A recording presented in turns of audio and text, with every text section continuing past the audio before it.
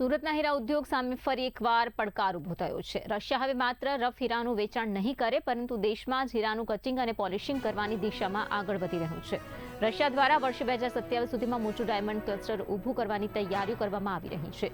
જો રશિયા મોટા પાયે રફ હીરાનું કટિંગ પોલિશિંગ શરૂ કરશે તો તેની સીધી અસર સુરતના હીરા ઉદ્યોગ પર પડવાની શક્યતાઓ છે।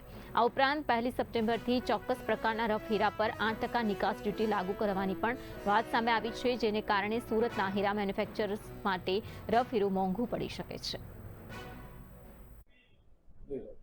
દુનિયાની અંદર રફ સપ્લાય કરતા કન્ટ્રીની અંદર રશિયા 30% રફ સપ્લાય એ ભારતના મેન્યુફેક્ચરિંગોને કરતા હતા।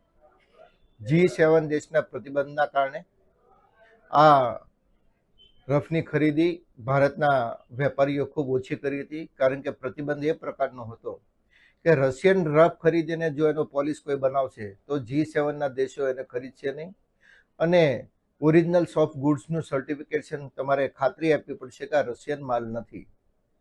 આ પરિસ્થિતિની અંદર રશિયા ગવર્મેન્ટે એવો નિર્ણય લીધો છે કે હવે રશિયાની અંદરથી કોઈ પણ રફ એક્સપોર્ટ થશે એની ઉપર 6% ટેક્સ નાખવામાં આવશે।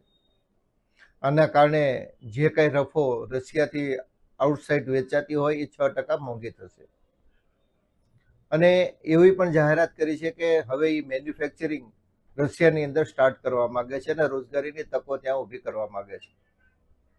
ભારતના વેપારીઓ માટે મુશ્કેલી એ માટે છે કારણ કે ત્યાં ફેક્ટરી સ્ટાર્ટ કરે, G7 દેશોનો પ્રતિબંધ છે।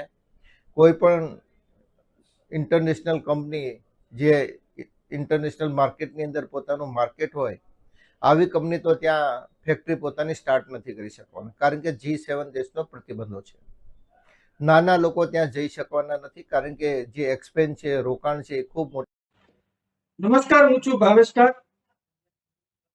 રશિયન રફ અત્યાર સુધી આપણે ભારત દેશની અંદર જ્યાં સૌથી મોટું પોલિશિંગ થાય છે ત્યાં સુરતની અંદર આપણે રશિયન ડાયમંડ પોલિશ કરવામાં આવતા, પરંતુ છેલ્લા ઘણા સમયથી રશિયન સરકાર જે વિચારી રહી છે એને 2027માં એના દેશની અંદર અમલ કરવા જઈ રહી છે। કટિંગ અને પોલિશિંગ યુનિટ ત્યાં 2027ની અંદર શરૂ કરવાના છે।